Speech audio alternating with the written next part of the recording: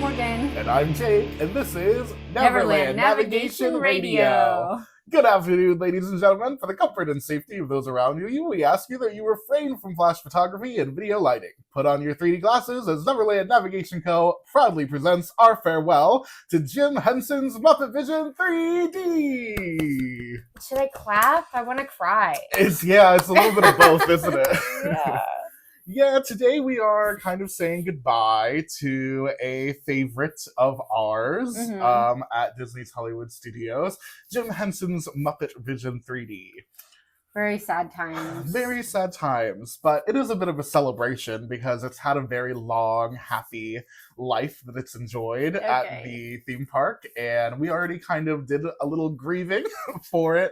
Look at you and your silver linings. Well, yes. I'm so mad about the great movie ride. I know. Well, yeah, there's some bitterness underneath, but yeah. We'll see. I think if they do a good transition and give us a good new Muppets ride, which they say they're going to do, then it won't be as sad as just losing it and nothing. You know what I mean? I completely agree. If the replacement is worthwhile, like a good successor, then I think lots of like Easter eggs from Muppet Vision 3D. That's what I want. That would help dull the pain significantly. Yeah. In the meantime, we definitely are sad about it. We uploaded an episode when Disney broke the news to kind of talk about what our thoughts were and what we made of the announcements, because they were kind of vague about what was happening in the future. So if you want to go back and listen to that, you can hear our thoughts about how sad we are that the attraction is leaving.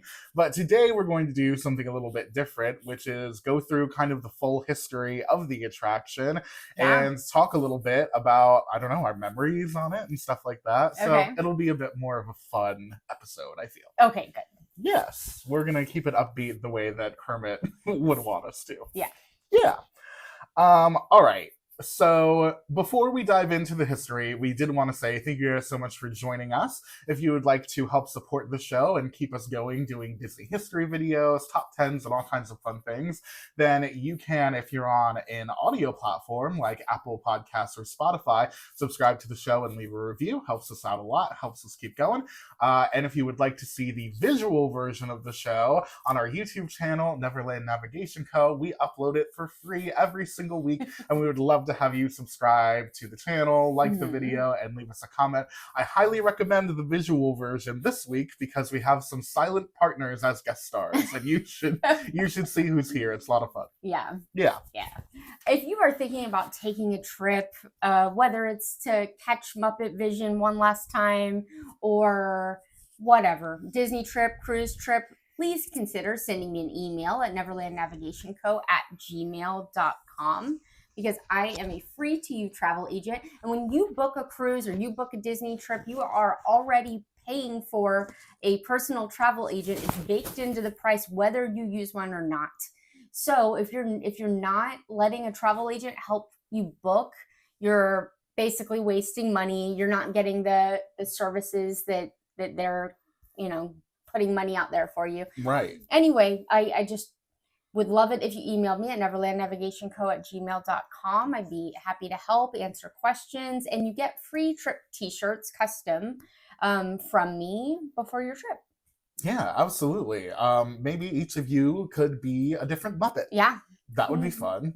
Maybe that's what we'll do for when the new Muppet Rock and Roller Coaster opens. We'll be a different Muppet. We've discussed this a lot, like doing Dapper Day Muppets. There's not enough females. I meant just t-shirts. Oh, okay. Yes, like Neverland Navigation Co. t-shirts. Yeah, okay. Yeah, and I think that'd be fun. As far as Dapper Day goes, it's true. Our group, there's just not enough female characters to go around. So, that's tough. But I have seen some fun Muppet Dapper Days. I hope those continue. All right. Are you ready to dive into a little bit of our history here? I'm so excited. All right. Then without further ado, let's get into it. I feel like everybody knows the Muppets. Oh, yeah. I'm wearing, for those of you not on the visual version, I'm wearing a Kermit double t-shirt outfit today. And the gentleman who I was getting a drink from in the gas station said, "Oh, Kermit, you got to be 25 and under to know who Kermit the Frog is, or 25 and over to know who Kermit the Frog is." And I was like, "Oh, yeah." I don't think that's true. I don't think that's necessarily gas station true. guy, I think you're wrong.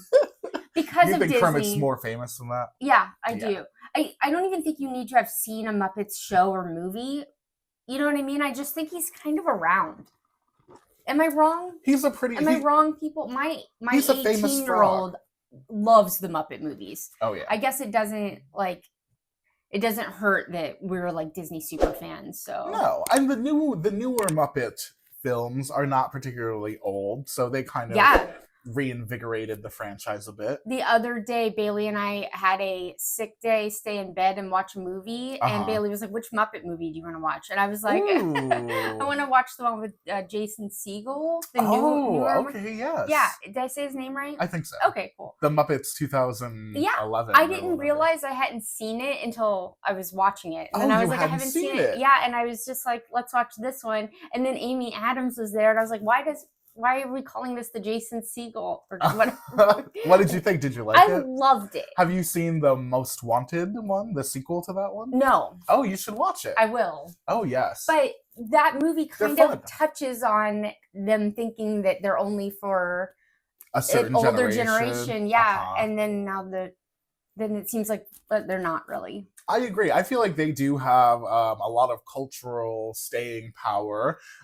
They certainly, I would say, are more mainstream characters to a certain generation. There was a time when the Muppets were everywhere. Oh, yeah. They were like a preeminent show on late night. So, that was its own thing, and now they're a different thing. But I do think they are widely recognizable characters. At least recognizable, I think, too.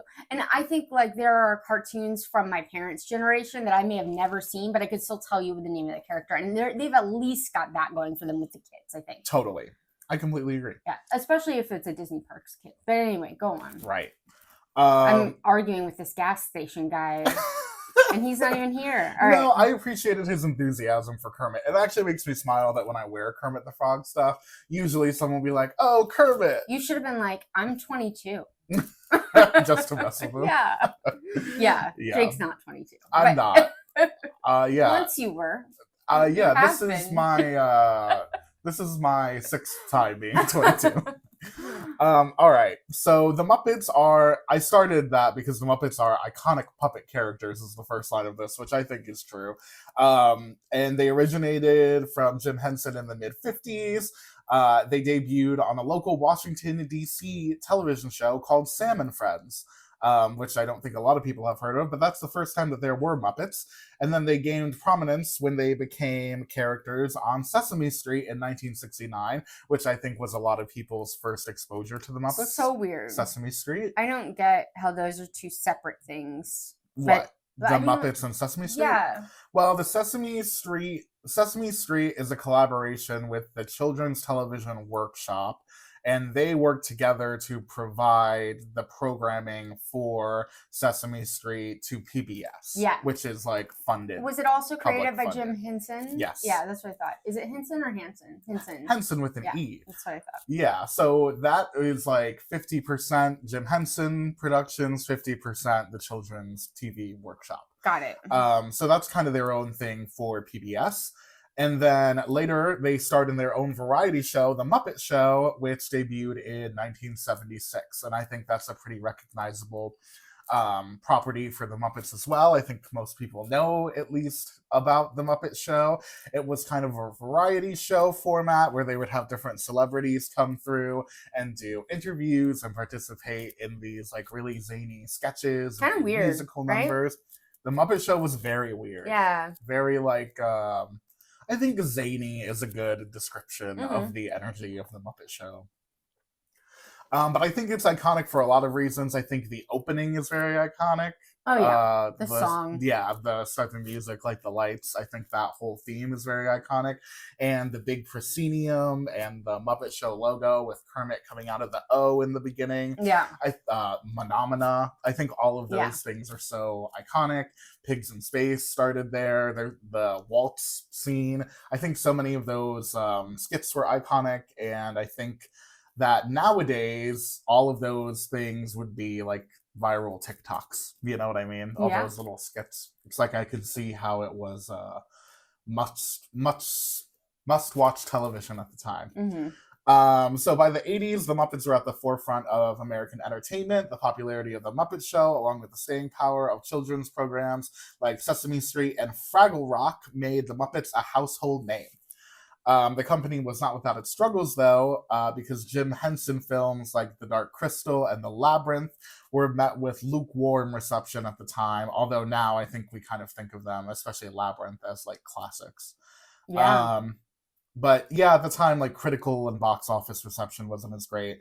And Jim Henson was growing weary with the business side of the project, so he wanted to focus on doing creative stuff like consulting and doing the voices of the puppets and making new figures and stuff like that. Sure. So I could totally understand why. He'd been hustling since the 50s, so Yeah. that's tough. Walt Disney was a creative inspiration to Jim Henson, and Jim Henson loved the parks. He went to Disneyland and Disney World and loved them. And then by 1989, Jim Henson was getting ready to sell Jim Henson Productions. He was getting to walk away from it and to basically focus on the creative side. And that's when he was holding meetings with everybody's favorite Disney CEO, Michael Eisner.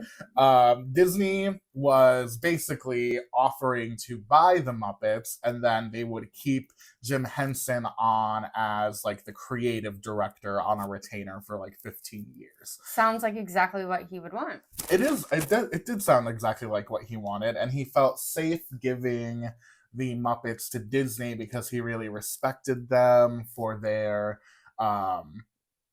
brand image. They had a very wholesome brand image, and Yeah. they like very much respected the creative process and the value of the branding of the characters, and I think that all made it feel like a good fit for him. Sesame Street would not be included in the deal because of the Children's Hollywood Workshop, but the Muppets would be solely in the possession of Disney. So in August of 1989, Jim Henson, along with Kermit and Miss Piggy, joined Michael Eisner to announce that a deal had been struck to bring the Muppets to Disney's MGM Studios theme park, and a project from the collaboration was going to open the following summer, and it would be called Muppet Vision 3D. Yay. But he didn't sell, right? He didn't sell. Okay. They were in the middle. They had struck this deal to bring the characters to the theme parks, and they were working toward this final legalization of a deal where Disney would basically retain the trademark for the Muppets. So they would basically own them. But the first phase of the deal was bringing the Muppets into the theme parks. That was the first end. And then as that kind of moved forward, they would kind of seal the deal to hand the Muppets over to Disney as a whole. But with Muppet Vision 3D announced, they had already started to consider what the next phases of the Muppets' involvement in the theme parks would be, and that was pretty exciting. They filmed a promotional special to promote their presence in the park titled The Muppets at Walt Disney World. Have you ever seen that promotional video? It's very cute. It starts with Kermit saying he's going to go visit his family in the swamp. So he goes to the swamp to visit his family, and they discover that the swamp is right next to Walt Disney World. Shocking. Because, Yeah. Florida.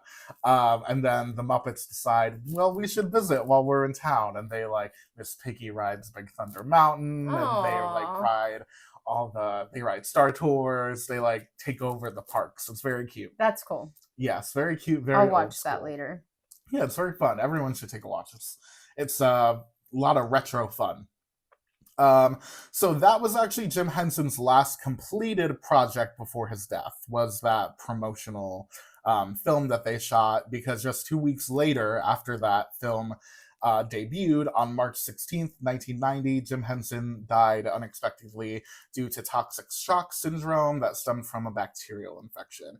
It was very unexpected. Jim was in his 50s. It was very sad. It definitely, the same way that Walt Disney's death left a lot of uncertainty within the Walt Disney Company, the death of Jim Henson left a lot of uncertainty in Jim Henson Productions about what they would do with the characters and with the projects that were in motion moving forward. Wow. Yeah. Very sad time. At the time, the Muppets were being injected into a lot of different stuff at MGM. Kermit and Miss Piggy were being added to a show at the park called Hollywood, which was like a street show, like a theater review type of show. Okay. And then there was a street show called Muppets on Location, and plans had already been drawn up for a full Muppet land How did they do entitled that? Muppet Studios to be added to MGM. How did they do what? Have the Muppets in a street show. They were. I don't want to give away the magic, but the Muppets have a human attached to them, huh? Mm-hmm. In this version, in both of those shows, they were full figure costume. Oh my god, no. Yeah. No. Yeah. They were weird proportions. Hold on, I had to see this. Google Here Come the Muppets. Okay. Because it's the same, that's how they appeared in all of these shows, is in these full I'm going to hate this. I can already feel it. Yeah, it's not my favorite version of the Muppets. They're 6 feet tall. They're very tall. They're kind of unsightly. The proportions are weird. They're too, like, the Muppets usually have very... There's a Muppet wiki. Oh, yeah. They have very, like, they normally have very thin limbs. Like, they're kind of lanky. And when they're full characters like this, their proportions are just a little strange. I think they're still kind of cute and a little endearing, but yeah, definitely a different vibe. Fozzie's all right. Some of them are fine. Yeah, some of them are fine. Like the bears, like Fozzie. I wouldn't want to go up and hug a 5 or 6 foot Muppet. It would feel weird. I'd be like, you're supposed to be little. I agree. I think Kermit actually is the worst. Especially with all the movies. Like, we've seen what size they're supposed to be compared to a human. Right. Very true. Oh, it's weird. It's weird. It's really weird when you see the pictures with them next to humans. Okay, go on. It is a little unsettling, yes. God. So this is how they did it back in the day, though. That is how they did it. For the theme park shows, that was the answer. Nowadays, you never see the Muppets like this. No, nowadays they really don't give you any characters that are small in the movie be like human size in the parks. I don't feel it's for the best. Oh yeah, it's a change for the better. 100%. Yeah, you guys have heard us complain about the 5-foot chip. Yeah. In Beauty and the Beast. This is that vibe. Yeah, it does give a little bit of that. Actually, it's a little creepier. Yeah, it's wrong. It's wrong on a couple different levels. There were the street shows, there was Hollywood, and then at the time, there were plans being drawn up for a full Muppet land entitled Muppet Studios. So that was pretty exciting. The land would feature Muppet Vision 3D, which would exit into the Stage 1 company store.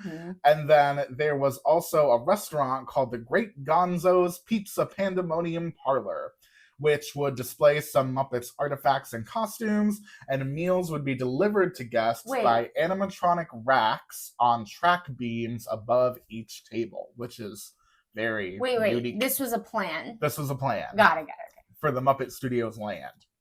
So there would be Muppet Vision 3D, the Stage 1 company store, the Great Gonzo's Pizza Pandemonium Parlor, where you got your pizza from rats. And then next door would be the Swedish Chef's Cooking School, an interactive show and character encounter where guests would watch the Swedish chef struggle through the completion of a dinner service, which sounds very fun. That does sound fun. And some sources say this also would have been an interactive dining experience. Oh, I like this idea. I know, right? Yeah. The Swedish chef, flouncing around trying to stir his ingredients and make his He could be human size. Yeah, I think he normally is, because he's got human hands. Yeah. He's the only Muppet with human hands. Only? Oh, wow. Okay.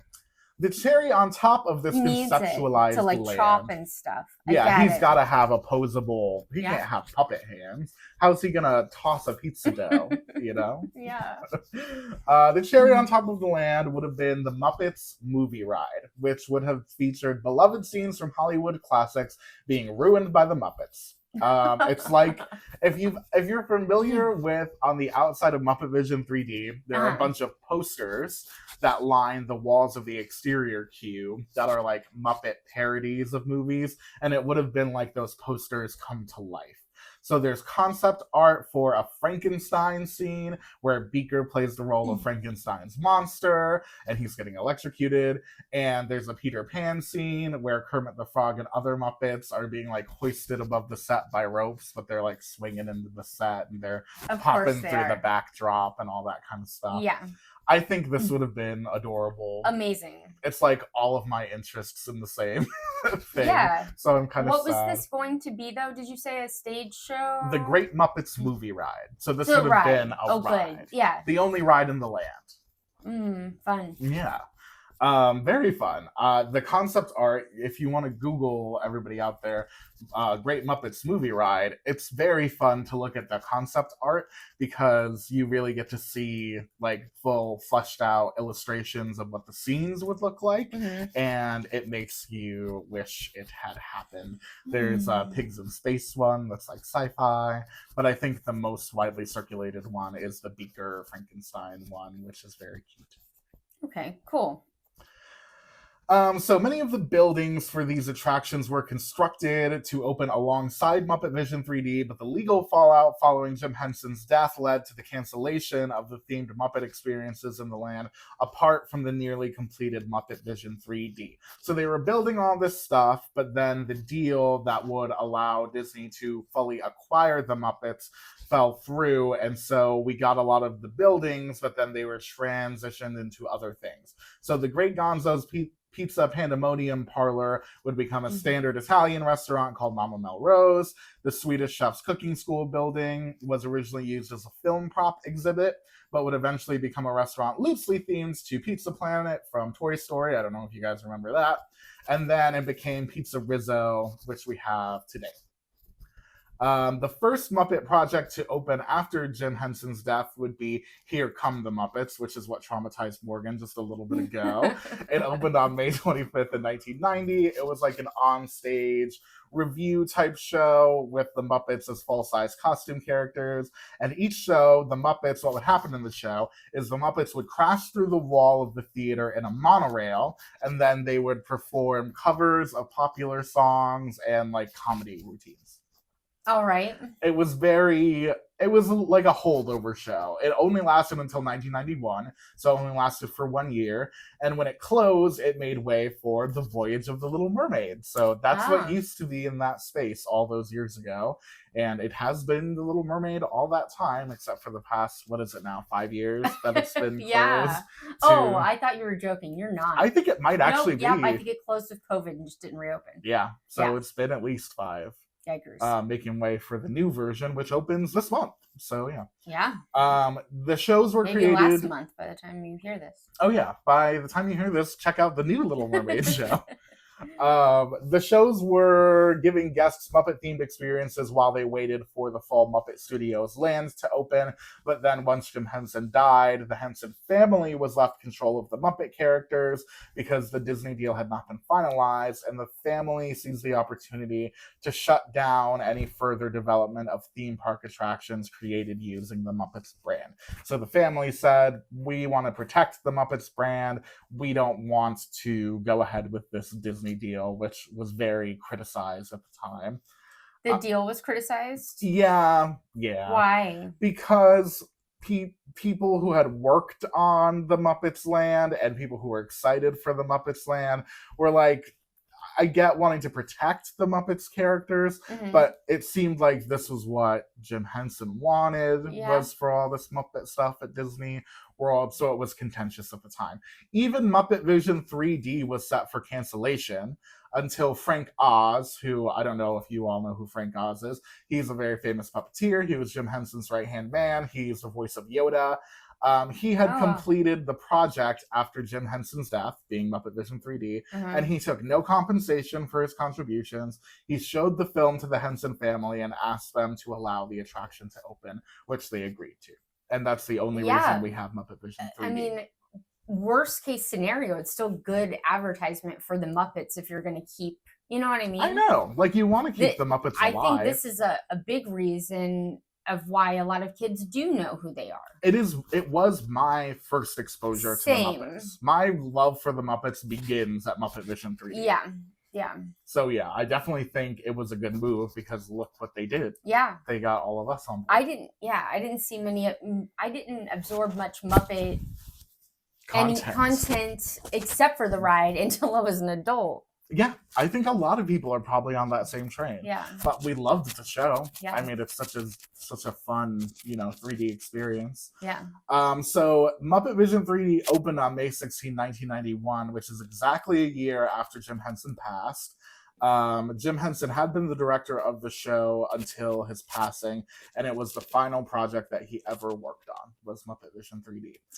The 25-minute show was themed as a showcase of Muppet Labs, Muppet Vision 3D technology, and a tour of the lab facilities, and the show featured an experience that combined 3D gags, in-theater effects, a costume Sweetums character, and Muppet animatronics. And those animatronics are so fun. We love them. Part of the reason I love them so much is because, well, the Penguin Orchestra, which is at the bottom of the screen in the animatronic, they kind of go up and down. And the Swedish chef who operates the projector in the back of the theater kind of pops in and out. Yeah. But the characters in the balcony, Statler and Waldorf, and later Bean Bunny, they just watch the whole show and react the whole time, which I think is so fun. Yeah. At any time you can look and see them kind of reacting to the show, which is very, I don't know, I think that's such a fun element. That is a fun element to have. I really enjoy it. And those Statler and Waldorf animatronics are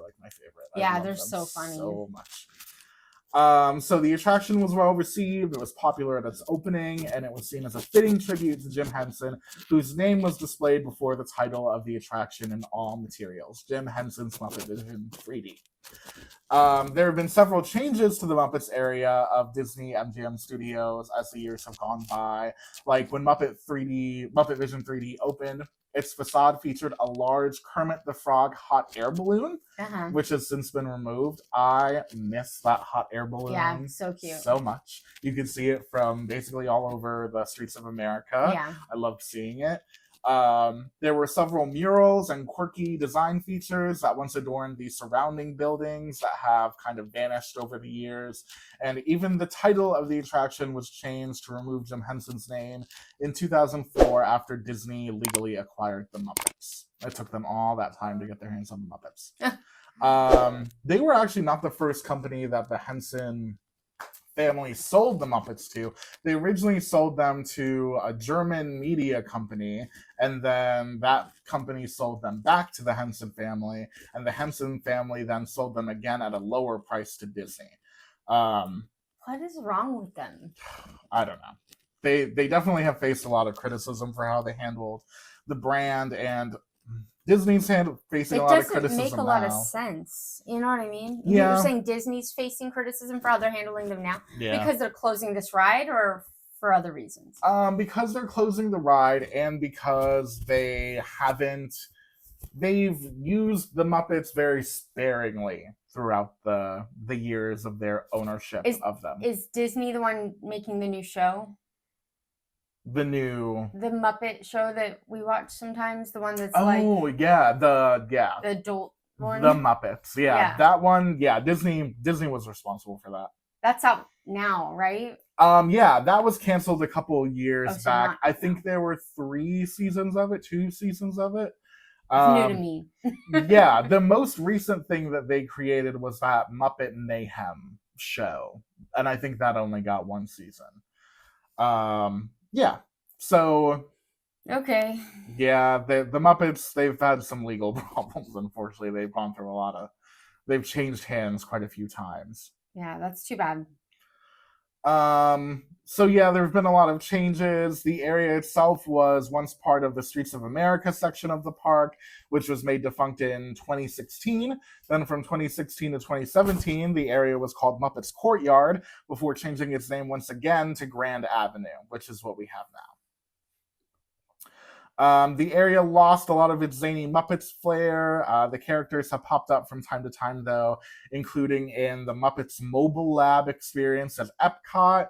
That was only around for a couple months in the 2000s. It was like this roaming experience where Beaker and Dr. Bunsen Honeydew were on this wheeled spaceship looking contraption, and they would kind of interact with the audience, but you wouldn't see how they were interacting with the audience. It was kind of cool. It came back in, I think, 2016 or something for a while, and now it's gone again. There's also great moments in history at Magic Kingdom. I loved that. That was super fun. That was in Liberty Square outside of the Hall of Presidents. And as you were walking by, sometimes they would open up the windows and the Muppets would be in there playing different characters from history. And there was an actor on the ground and they would do like the ride of Paul Revere or different moments from history. And it was just a cute little kind of walk by show that was very, very fun for the Muppets.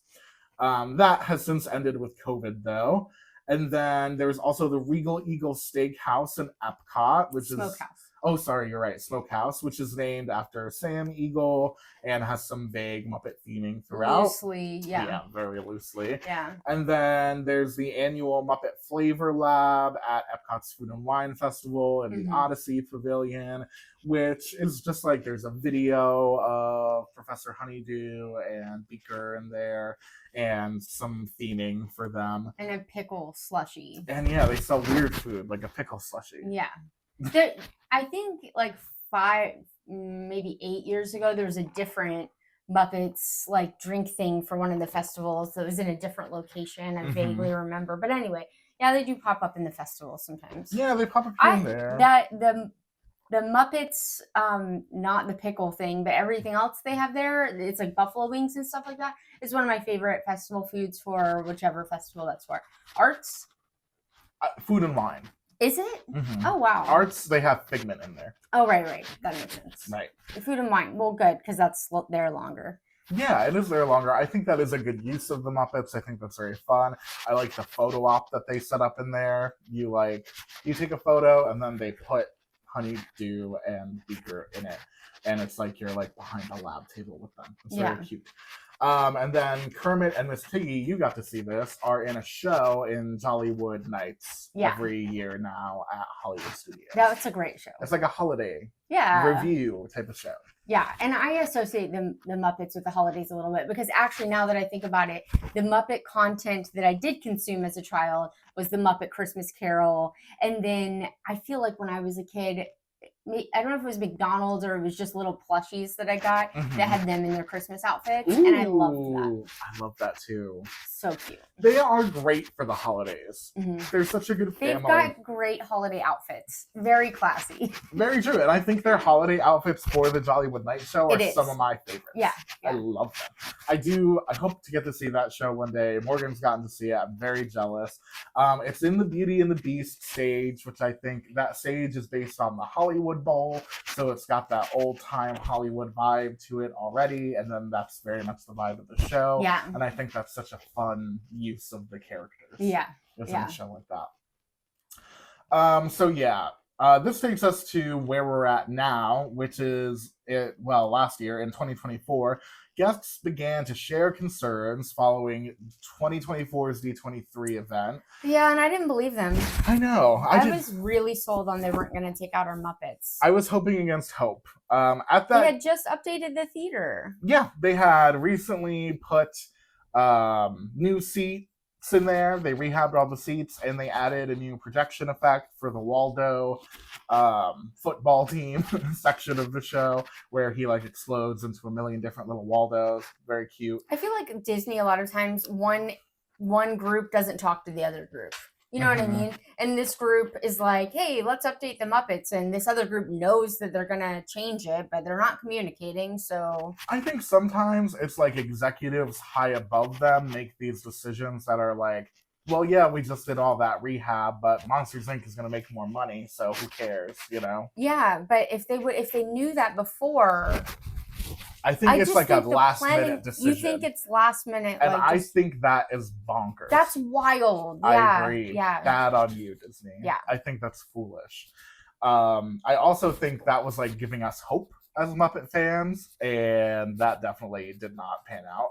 But anyway, so at D23, Disney shared that a Monsters Inc. land was coming, and the concept art wasn't very descriptive of where it could be, Right. but people were theorizing that it might look like Grand Avenue, so people were getting concerned that Yeah. it might be Muppet Vision. And then on January 24th, 2025, Disney Parks blog made this announcement. To make way for the monsters, the Grand Avenue area will begin a phase closing in May, with the last day to dine at Mama Melrose Italian Ristorante on May 10th. Following that, Muppet Vision 3D and Pizza Rizzo will close, with the last day to experience both locations being on June 7th. But the Muppet foolishness doesn't have to stop there. Kermit the Frog, Miss Piggy, and more of their friends will be moving right along to Sunset Boulevard. The Muppets will be taking over Rock and Roller Coaster, teaming up with some of music's biggest stars for a rockin' music festival. We were like, what does that mean? So many people still think that means that the Muppet Vision 3D is just moving over to Sunset Boulevard and we're getting rockin', which is crazy to me because it's not how I read it at all. I don't think that's what it means. No, I think they would have been more like clear if they were going to move it, because people would have wanted to know. Like that would have been a good thing for them. I think this next thing that I'm going to read also is why people thought that. It's a statement from the Jim Henson Company. They said, Jim Henson's final project was Muppet Vision 3D, now regarded as a true theme park classic. Innovation was always Jim Henson's North Star, and his trailblazing career led him to a unique challenge, a truly immersive Muppet experience where audiences are part of the happy chaos of the iconic Muppet show. Originally debuting in 1991, Muppet Vision 3D combined 3D technology with real-world practical effects alongside animatronic and live Muppet characters. The result was a one-of-a-kind Jim Henson experience and an unforgettable capstone to Jim's magnificent career. As we learn of the show's upcoming closure in its current form at Disney's Hollywood Studios, we look forward to Muppet Vision 3D's next act. How vague. Yeah. You know, what does that mean? I think that confuses people. Well, you don't think we're wrong, do you? About? You don't think that they're going to have the show somewhere else? I interpreted that to mean that they're going to put Muppet Vision 3D probably into the roller coaster on Disney Plus. But I don't know, because I think they're being intentionally vague. I think they're giving themselves room for a last minute decision. Well, I think they're going to make some kind of announcement about the preservation of Muppet Vision 3D in some kind of way. I don't know what the announcement is going to be, but I don't think they want to give it away yet because of how vague both of these announcements were, especially the Jim Henson Company's one.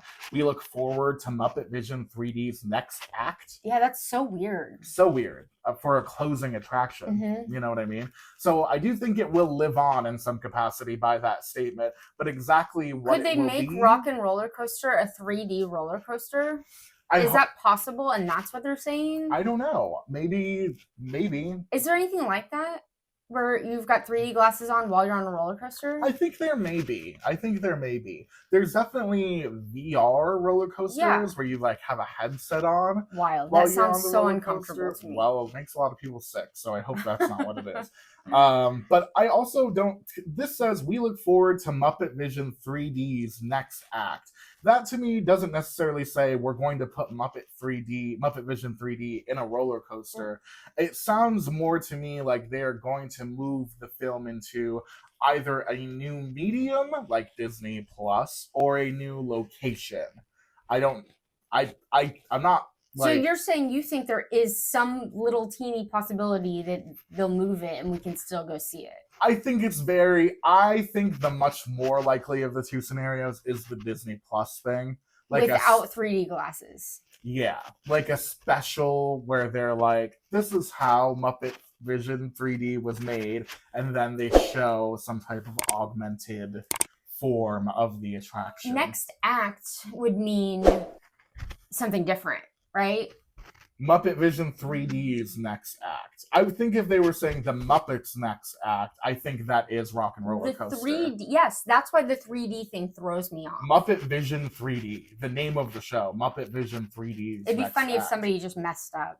Oh gosh, I couldn't take it. If that means nothing and they're just closing it all together, which I guess is a possibility. Yeah, as and they well. just meant the Muppets' next act, which is them just showing up in Rock and Roller Coaster. Ooh, that would hurt. Well, that's what I think. That if you add the 3D up in there, it makes it so that the Muppet Vision 3D has to, in some form, be somewhere. I'm glad that they left it vague only for the reason that it's generated so much discussion on this podcast. Thank you very much.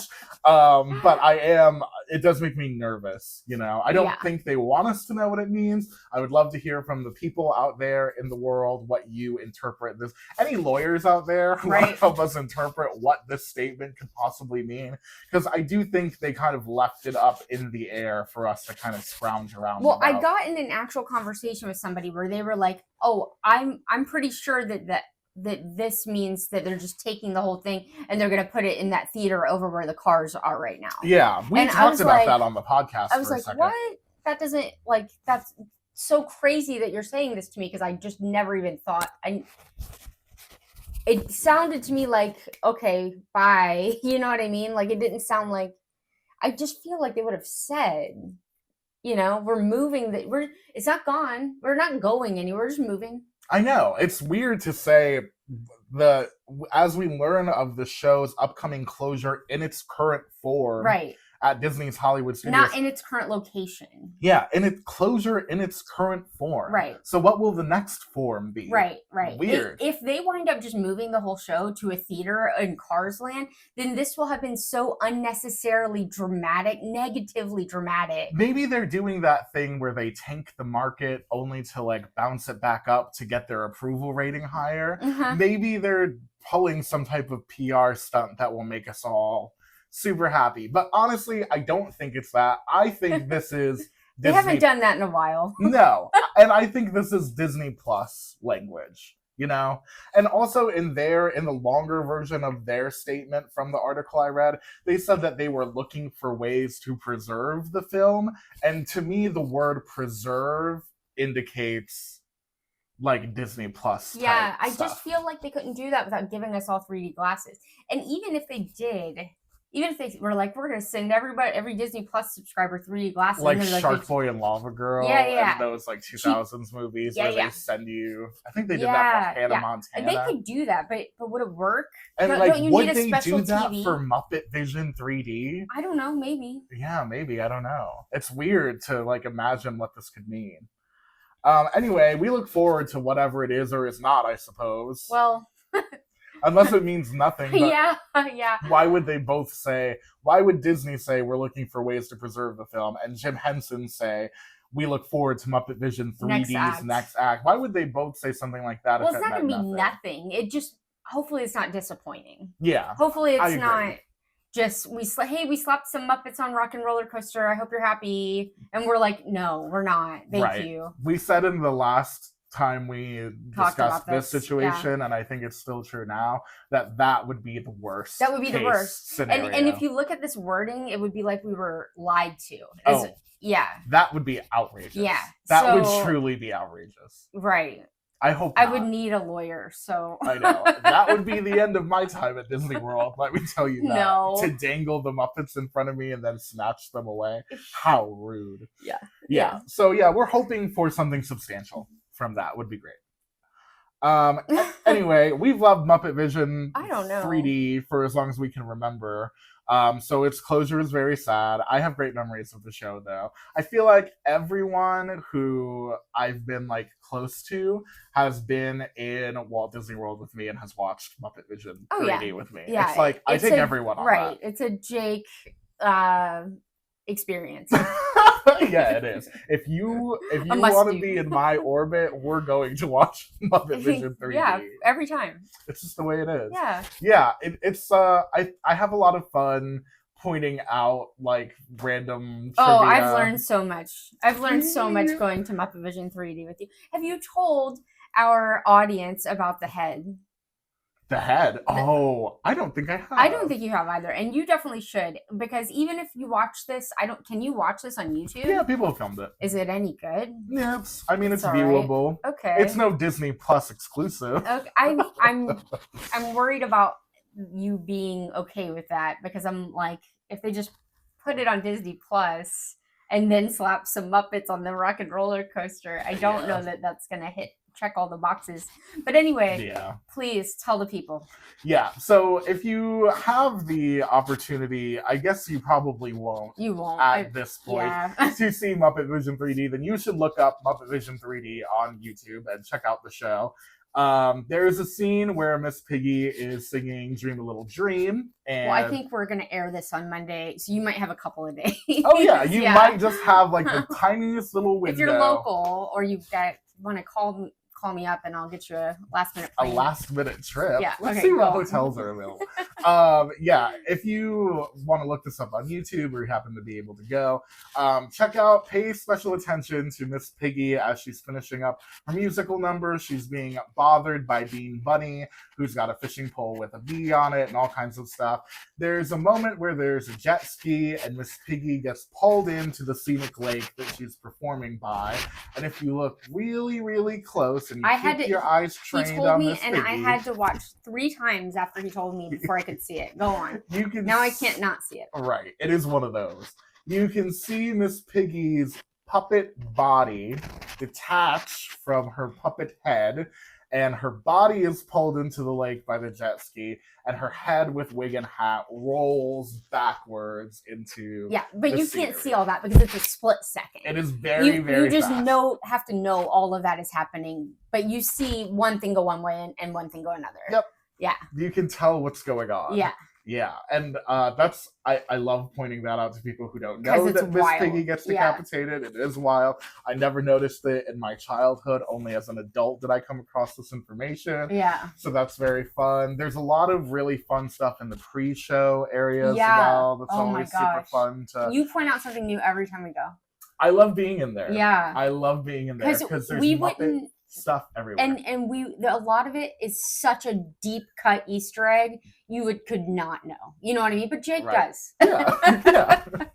I would say Muppet Vision 3D specifically is one of my great theme park special interests. Yeah. You know what I mean? This particular I wonder where all those props are gonna go. Those props are full of Easter eggs. I think some will be archived by the Disney Archives specifically because there are screen used props in there. So in the rafters are the red coat soldiers from the finale of the film. They are reused in the actual pre-show decoration of the ride. So I think those will probably, at least one, will be retained into the Disney Archives.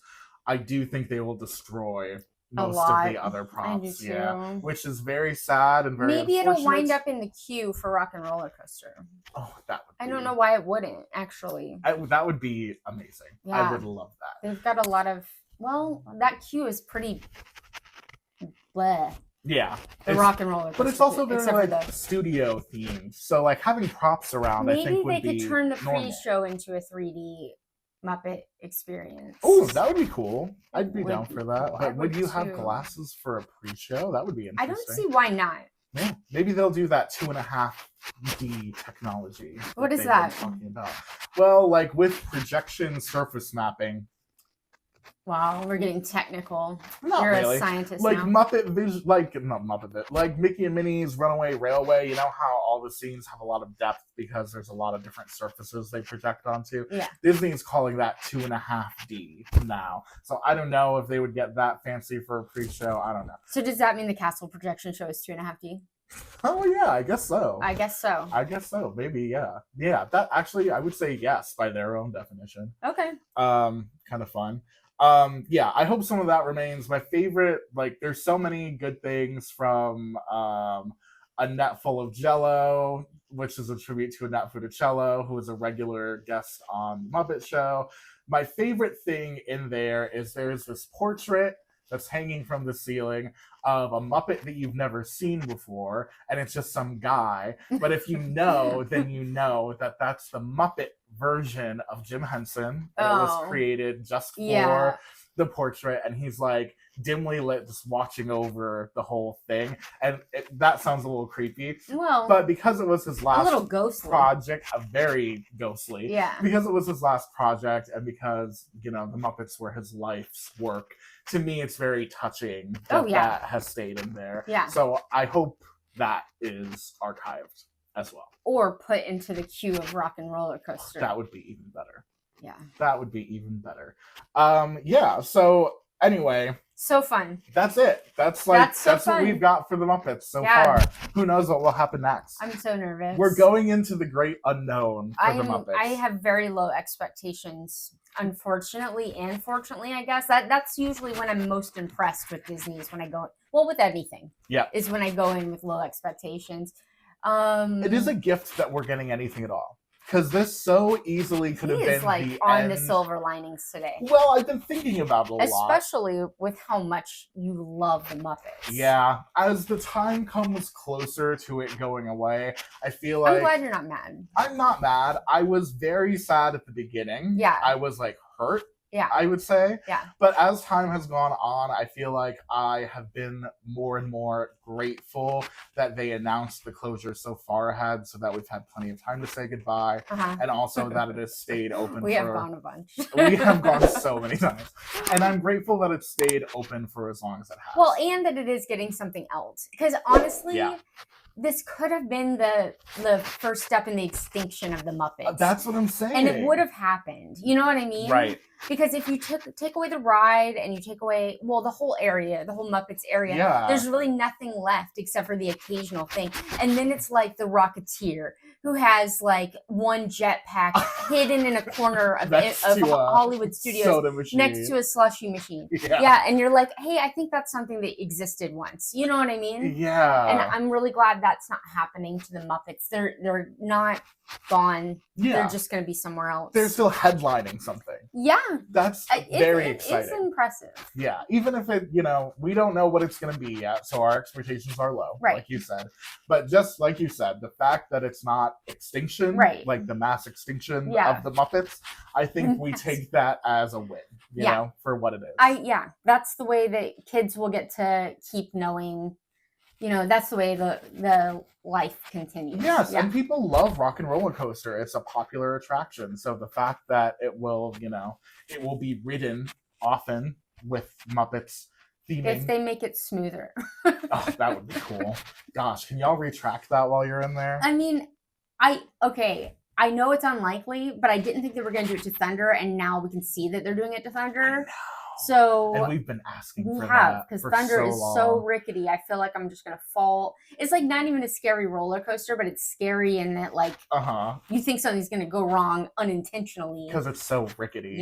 Yeah. When I saw them, the first time we saw each other after that photo came out of them lifting up a piece of the track, we were both like, "Can you believe it? Yeah. Can you believe it? They're doing it. Yeah. They're retracking Big Thunder Mountain." Sometimes they've got a "if it ain't broke, don't fix it" mentality. Oh yeah. Yeah, and I'm just so glad that they are taking the extra step to retrack Thunder, and maybe they'll do it with Rockin'. Rockin's not as old, obviously, but it does. It could use some smoothness that it used to have. Yes. That it's lost. It used to be very fast and very smooth. It's still very fast, but it's not very smooth anymore. Right.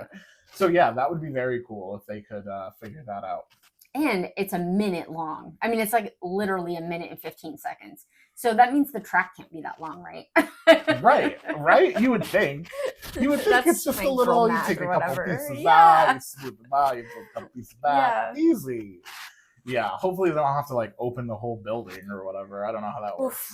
Yeah, we don't know when it's going to reopen, so we don't know how much work is being done. Right. I assume it's going to be a while.